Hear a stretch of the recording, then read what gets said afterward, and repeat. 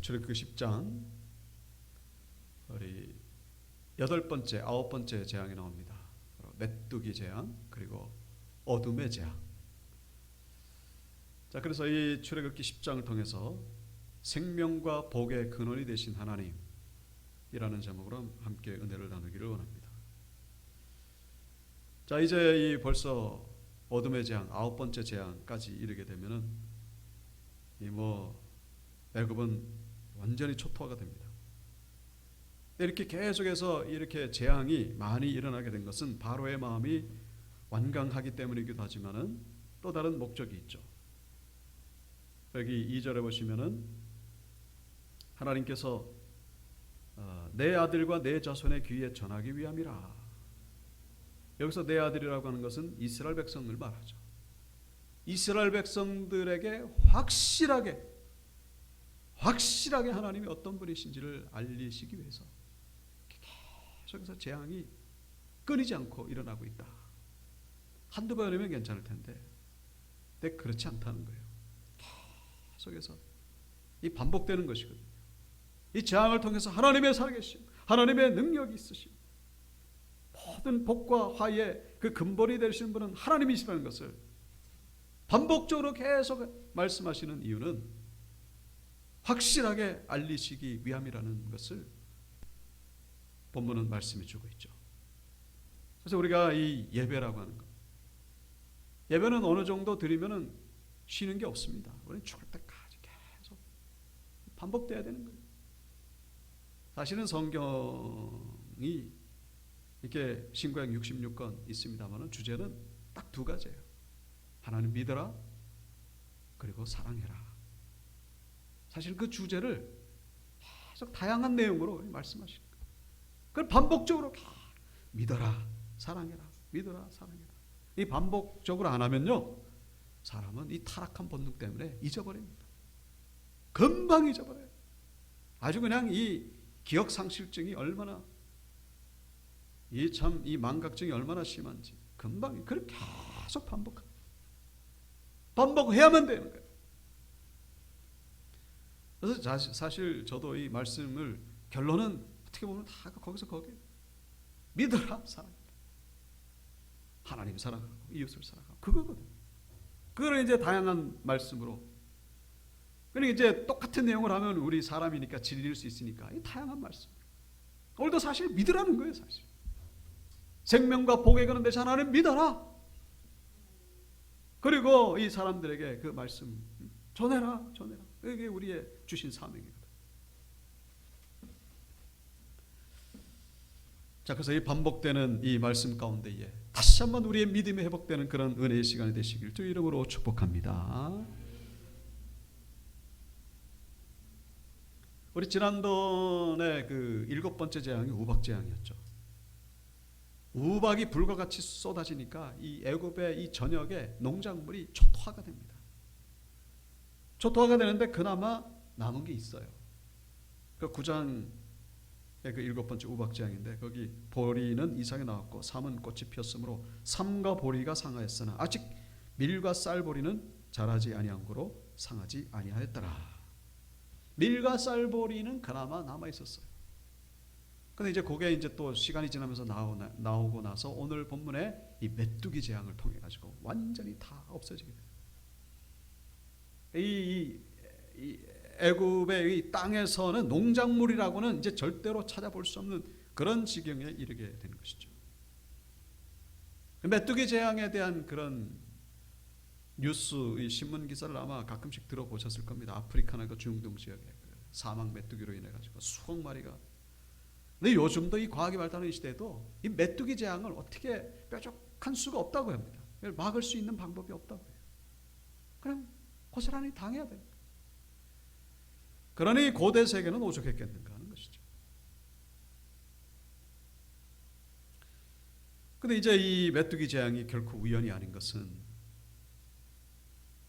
고센 지역, 이스라엘 백성들이 있었던 사는 지역에는요, 거기는 아주 멀쩡합니다. 그러니까 이것은 하나님으로부터 온 그런 역사요, 그런 하나님의 심판이라는 것을 우리가 분명히 알 수가 있죠. 그래서 메뚜기 재앙은 결코 우연이 아니라 하나님의 역사로 말미암아 그런 심판과 같은 재앙이라는 것을 우리가 기억하셔야 된다는 것이죠.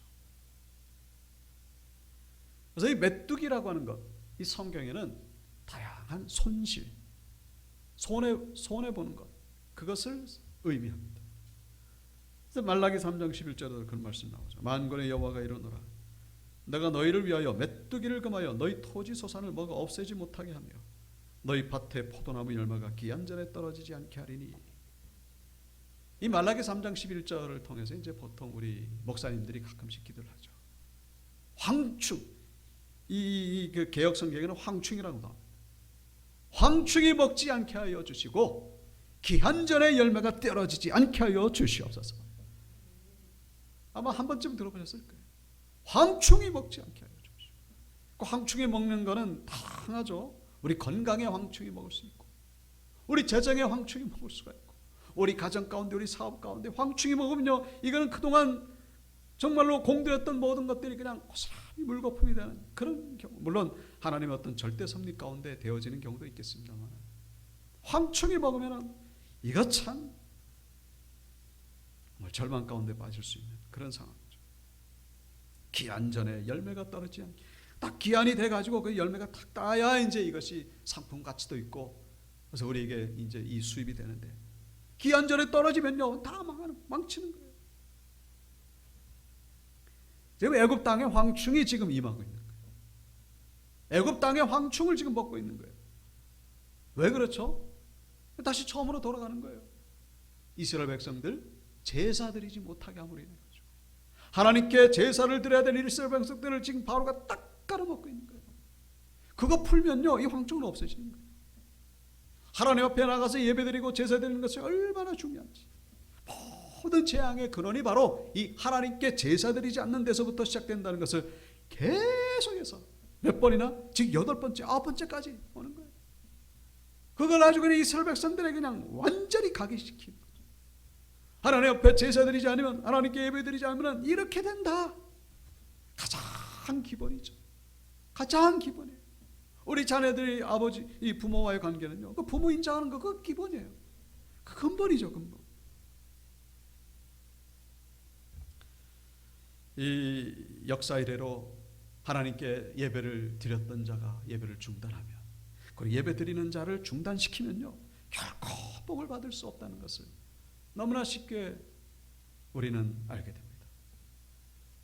1813년 10월 17일 프랑스 나폴레옹이 영국의 웰링턴 장군을 공격한 적이 있죠. 결국은 대패를 해가지고 워털로 전쟁이라고 그러는데, 결국 그래서 세인트 헬레나 섬에 귀양 가가지고 쓸쓸하게 죽음을 맞이했던 자가 바로 나폴레옹. 바로 그날이 주일이었어요. 1941년 12월 8일 일본이 진주만 하와이를 공격했죠. 그날이 바로 주일이었습니다. 어떻게 됐죠? 원자폭탄으로 나가사키, 히로시마 1945년 8월 6일, 8월 9일. 완전히 그냥 그런 재앙은 뭐 전무후무하죠. 앞으로도 그런 일이 있을까봐 지금 원자폭탄이, 핵폭탄이 있어도 함부로 못 쓰는 거예요. 너무나 비참하기 때문에 차라리 죽는 게 낫습니다. 그 살아가지고 온몸에 그 인터넷 떠도는 사진 보면요, 진짜 끔찍해요. 끔찍합니다. 주일날 1950년 6월 20일 너무나 잘 알죠. 북한이 남한을 침공했던 바로 주일이에요. 북한은 결코 의도했던 바를 성공하지 못하고 지금 저렇게 세계의 최빈국 가운데 하나로 지금 전락하고 말았습니다. 예배를 방해하는 자들, 여러분 이것이 결코 우연일까요? 여러분 우연이 아닙니다. 제가 지금 3가지만 예를 들었습니다만 우리 주변에도 얼마나 그런 일들이 많은지 몰라요. 우리 개인적으로도 마찬가지고, 지금 이 바로가 이 하나님 앞에 예배드리는 자를 방해하다가 지금 황충을 먹고 있는 거예요. 지금 황충. 예배를 소홀히 하다가 황충을 먹는 그런 어리석은 자가 되지 말라는 거예요. 그러니까 반대로 예배를 드리면 황충을 먹는 것이 아니라, 바로가 만약에 이스라엘 백성들 그냥 얼른 가라 그랬으면 황충이 아니라 만나가 임했을 겁니다. 우리는 이 그 생명의 너무나 필수적인 것을, 이 고마움의 이 은혜를 모르고 살 때가 너무나 많이 있습니다. 햇빛, 공기, 물. 이게 1분이라도 없어져 보십시오. 완전히 고통이죠. 우리가 이렇게 예배를 드리면서 하나님의 은혜 가운데 살아가고 있다는 사실, 우리가 한 번쯤 기억하셔야 된다는 것이죠. 그러니까 하나님 앞에 예배드리지 않으면 황충이 임하고, 반대로 하나님 앞에 예배를 드리면 우리 은혜 가운데 살아가게 된다는 사실입니다. 산 가운데 고난도 있습니다만 멀리 내다보면요, 결국 그것도 축복이라는 것을 우리는 반드시 깨닫게 된다는 것이죠. 그래서 이사야 58장 13절, 만일 안식일인데 주일, 하나님께 예배드리는 날이죠. 발을 금하여 성일에 오락을 행하지 아니하고 안식일을 일컬어 즐거운 날이라, 여호와의 성일을 존귀한 날이라 하여 이를 존귀하게 여기고 내 길로 행하지 아니하며 내 오락을 구하지 아니하며 사사로운 말을 하지 아니하면 내가 여호와 안에서 즐거움을 얻을 것이라. 하나님 앞에 예배드리는 날. 그래서 우리 온유교회 성도님들이 예배가 축복의 시간, 축복의 통로가 되시기를 주님의 이름으로 축원합니다. 자, 오늘 본 8절에 보시면은 7절부터죠. 바로의 신하들이 이 바로에게 간청을 합니다. 당신은 지금 이 애굽이 완전히 망하게 된 것을 모르겠습니까?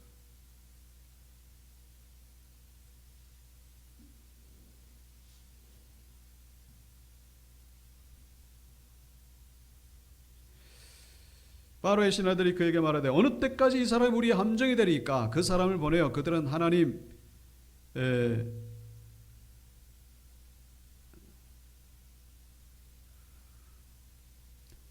여호와를 섬기게 하소서. 왕은 아직도 애굽이 망한 줄을 알지 못하시나이까?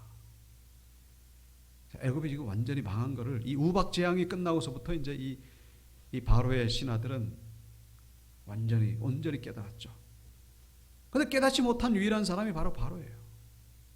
여전히 뭔가 아직도 미련이 아직도 고집이 남아 있는 것이죠. 그러니까 멀쩡한 사람도 이 영적으로 어두워지면요, 어떻게 저럴 수 있을까? 저렇게 망하면서도 어떻게 그런 경우가 많다는 거예요. 나라가 지금 완전히 초토화됐으면서도 지금 바로는 정신을 못 차리고 있어요. 오죽했으면 바로의 신하들이 와가지고 빨리 저 사람들 내보내라고, 나라가 완전히 거덜났다고. 그러니까 이제 이 8절에서 비로소 모세와 아론이 다시 바로 앞에 서게 됩니다. 그래서 이제 메뚜기 재앙 직전이죠. 그래서 이제 이 모세와 아론이 바로하고 대화를 나눕니다. 바로가 묻죠. 제사 드릴 자가 누구냐? 이것이 이제 이 질문이 엉뚱한 것이, 이 모세와 아론은 그동안 평소에 남녀노소 모두, 그리고 이 가축들 다 같이 나가서 제사를 드려야 된다고 그렇게 얘기를 했음에도 불구하고 도대체 누가 가서 예배를 드릴 거냐?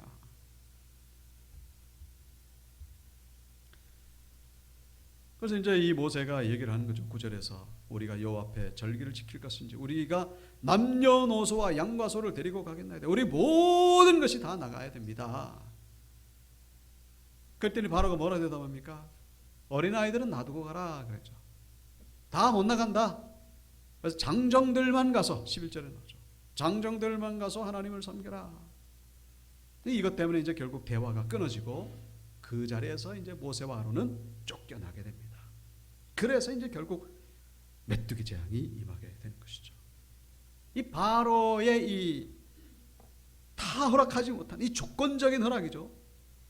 이 모세의 이 요구를 들어주지 못하는 이 패턴은 몇 번이나 계속되고 있습니다.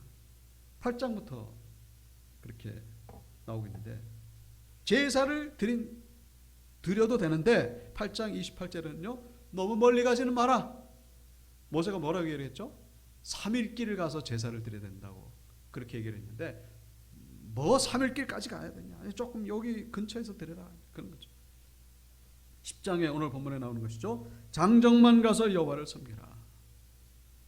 그리고 10장 24절에는 이제 이 메뚜기 재앙을 거치고 난 후에 다시 한번 바로가 얘기를 합니다. 자녀들도 가라. 자녀들 가는데 양과 소는 놔두고 가라.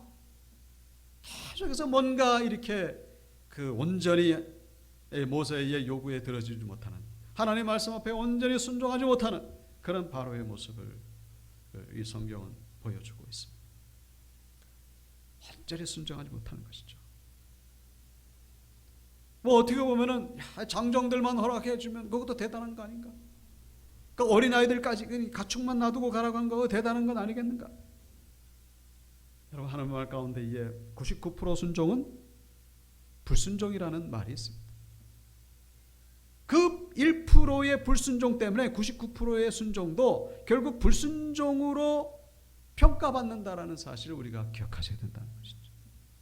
1%의 불순종 때문에 모든 것들이 다 하나님 앞에서 의미가 없어집니다. 하나님은 우리에게 100% 순종하기를 요구하고 계신다라는 사실입니다. 물론 사람마다 믿음의 그릇이 다르겠죠.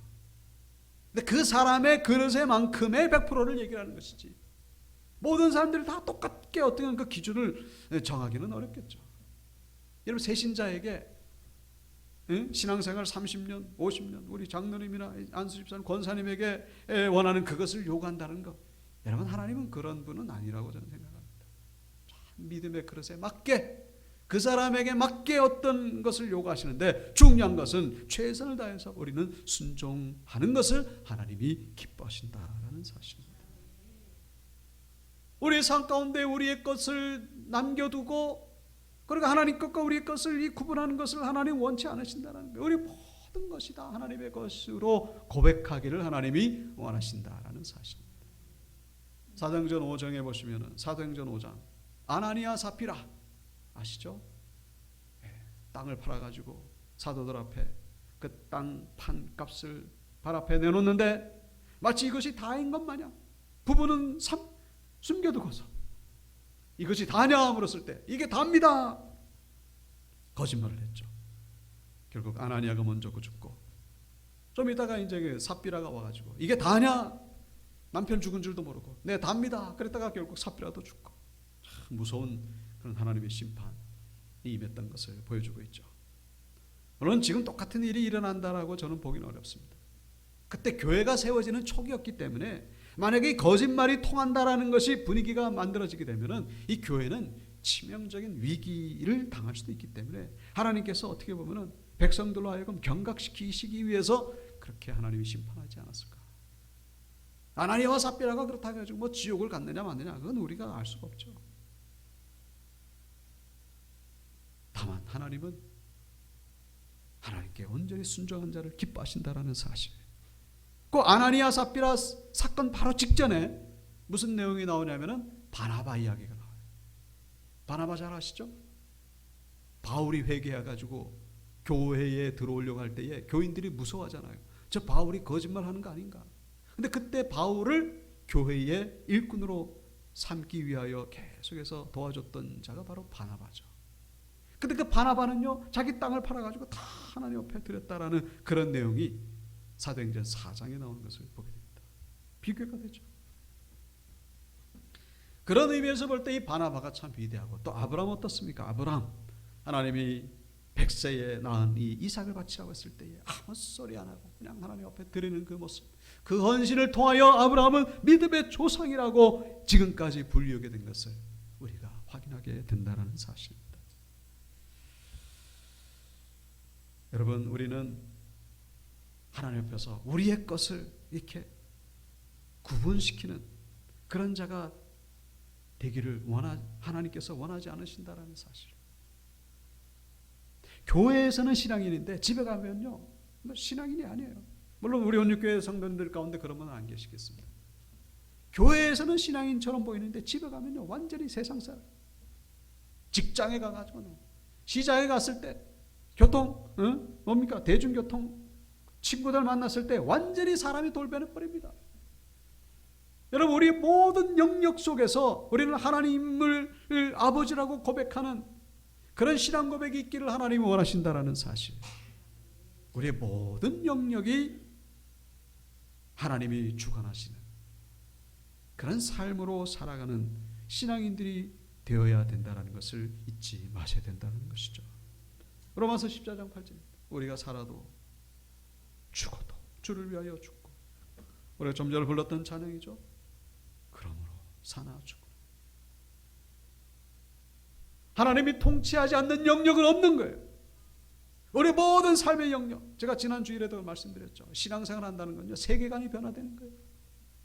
우리 가정이 변하는 거고, 우리의 국가관, 우리의 경제관, 우리의 결혼관, 우리의 친구관, 우리의 모든 삶의 영역을 다 하나님 앞에 내어드리는 것입니다. 하나님께 내어드리지 않는 부분은 없는 게, 이제 나는 모든 것 다 하나님 것입니다. 죽으나 사나 그냥 하나님의 것이고, 살든지 죽든지.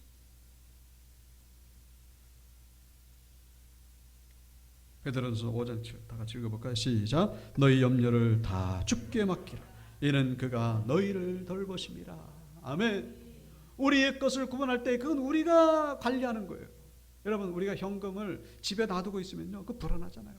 밖에 나갔다가 도둑 들면 어떡할까? 집에 있어도 불안한 거예요. 도둑이 들어와가지고, 강도가 들어와가지고 빼앗으면 어떡할까? 은행에 맡기는 거예요. 은행에 다 맡겨놓으면 그때부터 안심이 되죠. 우리의 신앙도 마찬가지라는 사실입니다. 하나님 앞에서 내 것을 구분하게 되면 그때부터 불안이 시작될 수가 있다는 사실. 하나님께 맡기는 거예요. 너희 염려를 다 주께 맡기라. 이는 그가 너희를 돌보심이라. 하나님이 돌보시는 그런 인생을 사시는 여러분들 되시길 주의 이름으로 축복합니다. 하나님이 다스리실 때에 우리는 비로소 평안할 수 있습니다. 비록 고난이 있을 수 있지만 그 믿음으로 이겨낼 때에 또 하나님이 또 승리 주시고 평안함을 주시고, 그러면서 우리는 계속해서 천국을 향해 달려가게 된다는 사실. 믿음으로 승리하시길 주의 이름으로 축복합니다. 마지막으로 21절 보시면 흑암의 재앙이 임하죠. 흑암의 재앙. 흑암의 재앙.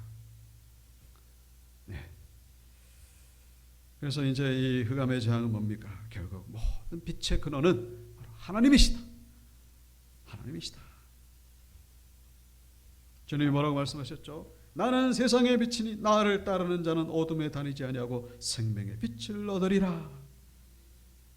제6시로부터 온 땅에 어둠이 임하여 제9시까지 계속되니. 이게 무슨 얘기예요? 27장에 나오는 거예요. 예수님 십자가에 달리셨을 때에 그때 약 한 3시간 정도 온 땅에 어둠이 있는 거예요. 이것도 또 하나 이 물리적인 어둠이죠. 이거는 요한복음 8장은 영적인 어둠이고 영적인 빛을 말씀하시는 거죠. 그러니까 이 세상을 창조하신 하나님이야말로 영적이고 육적인 이 빛의 근원임을 말씀하고 있는 것이죠. 이 9번째 재앙 흑암이 애굽에 임했는데, 이걸 계기일식이라 그러죠. 이 달이 지구 주위를 돌고 지구는 태양 주위를 돌고 이렇게 막 셋이 돌다가 이렇게 여기 해가 있고 여기 달이 있고 여기 지구가 있으면은 이 햇빛이 이 달 그림자에 이렇게 딱 걸려가지고 이 뭡니까? 이 지구의 이 낮인데도 깜깜해지는 거예요. 그 계기일식이라 그러죠. 근데 계기일식은 길어봐야 뭐 7분이고 8분입니다.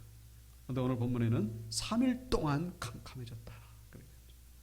계기일식이 아니라 하나님의 주권 가운데에 임하게 된 흑암이라는 사실. 이 모든 재앙들은요, 애굽인들이 섬기는 신과 연관된 거예요. 그런데 애굽인들이 섬기는 신 가운데 최고의 신은 뭐냐? 바로 태양신입니다. 그 태양신이 매일 밤마다 내려갔다가 지하세계에서 저 어둠의 세력을 이기고 다시 이제 올라온다고 그렇게 생각했는데 이 3일째대로가 안 올라오는 거예요. 이게. 그 태양신 라 죽은 거예요. 그런데 어디만 환하다고요? 저 하나님을 믿는 이스라엘 백성들 고센 땅만 환한 빛이 비춰지고 있는 것은 태양신 라도 결국 하나님 앞에 무릎을 꿇을 수밖에 없다라는 사실을 보여주고 있죠. 세상 모든 빛의 근원, 창세기 1장에 보시면 태양은요 4일째 만들어졌고 첫째 날 하나님이 뭐라고 말씀하셨죠? 빛이 있으라 하시매 빛이 있었고, 빛의 근원은 태양이 아니에요. 빛의 근원은 바로 하나님의 말씀이라는 사실. 하나님의 말씀으로. 하나님은요 어둠도 창조하시고 빛도 창조하시고, 어둠과 빛의 모든 근원은 바로 하나님이십니다. 하나님이 없으면 우리는 흑암 가운데 빠져들게 된다는 사실. 육신적인 어둠, 영적인 어둠. 결국 이 흑암이 결국 나중에는 영원한 심판 뭡니까? 지옥이죠. 하나님이 없을 때 우리는 지옥의 심판까지 나가게 된다는 거예요. 오늘 말씀의 제목은 생명과 복의 근원이 되신 하나님이십니다. 우리의 빛의 근원 되신 하나님. 날마다 예배로서 정말 하나님 앞에 나아가시는, 그래서 하나님의 이 은혜와 이 생명의 복을 날마다 경험할 수 있는 우리 온유교회 성도님들 다 되시기를 주님의 이름으로 축원합니다.